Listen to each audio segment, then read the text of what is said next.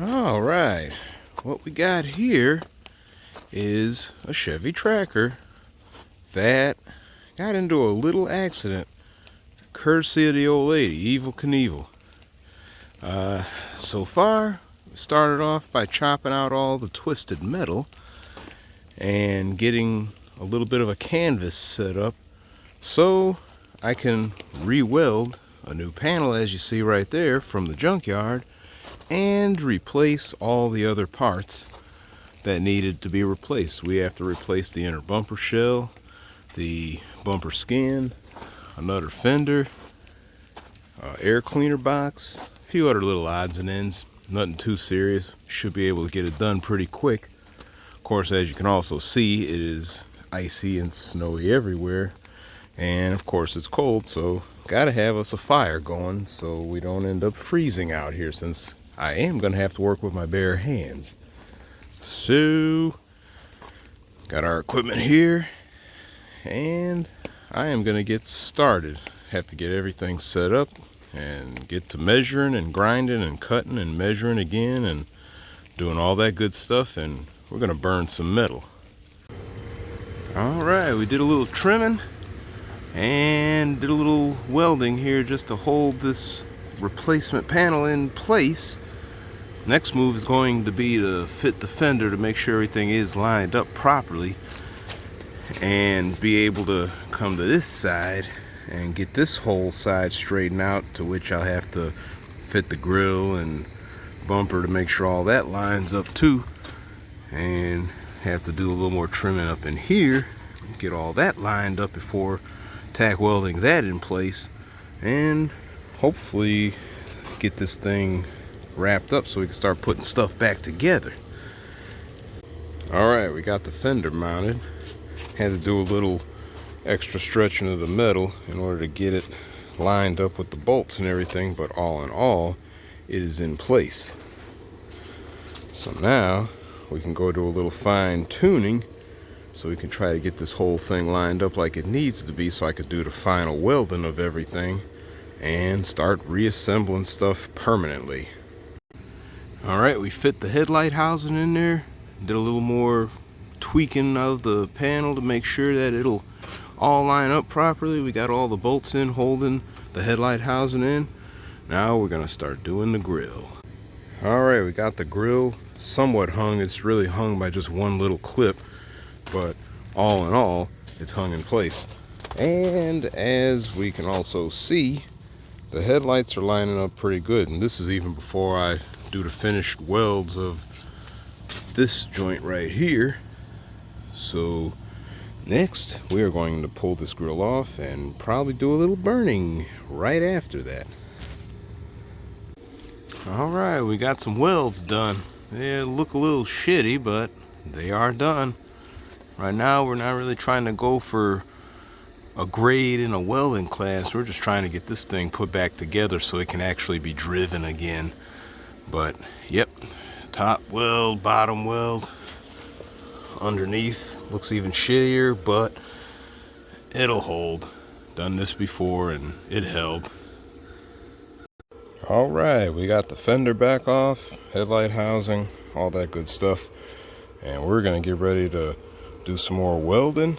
Try to get these other joints, like this one right here, finished up, as well as get this little section here trimmed and lined up and welded up just the same, and come into the home stretch of this little project. So here we go. All right, we finally got the welding all done. Even welded up the little antenna mount, welded up all around the back portion, welded up all inside. Yeah, the welds might look a little shitty, as said before, but they will hold. All these welds right here, this whole structure is nice and sturdy.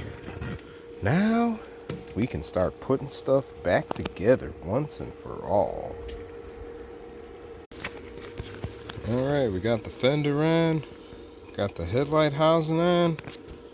We're gonna move on to the bumper, inner bumper here, bolt that up, and go ahead and get the bumper skin on. Of course, if this old dog gets out of the way and helps me out. So, yep, let us continue with the work. Alright, we got the bumper up, we got the grill up. I even was able to salvage the chrome emblem piece from the old grill right there. But yeah, we got the grill on. Had to do some booger rigging here because we don't have the proper clips to hold the grill in place. I had to use nuts and screws on the top. And even though you can't see it at these corners here on the left and on the right, there's actually zip ties under there holding the grill in place. Had to drill a hole in the old mounting portion of the grill so I could be able to actually put zip ties in there. This grill was already partially damaged anyway. You see a crack right here. This came off of another tracker we once owned before it got crushed by a tree. But that's neither here or there. But the point is, we now have a front end that is put back together again on this tracker. Now we're going to wrap everything up, putting the electrical stuff in the airbox back on. Alright, we pretty much got everything back together. Got the airbox put back in. Had a little problem with that though, because two of the clip mounts were actually damaged on the bottom half of the airbox that we picked up from the junkyard, but was able to make do by working this hose in a way where it put downward pressure on the top half, so we might be all right without zip ties. As for the fuse box, that's secured again, battery tray secured again, battery in place. Everything else plugged up. We should be ready to start up and check to make sure everything is ready to go. Alright, got the hood closed, got the tire filled up, even though it does have a slow rim leak, which I'm going to have to address sooner or later. But we are going to fire this thing up, verify all the crap works, which it should. No reason why it should not. But yeah, lights work, our turn signal works on that side, so that's all straight. We don't have any excessive vibrations or anything that would be indicative of parts flopping around. So yeah, I have to say that this whole setup was pretty much a success. Outside of the booger rigging and stuff that is the basis of this project. So yeah, now I'm gonna move on to some other stuff around here because my work is never done around here. So yeah, goodbye.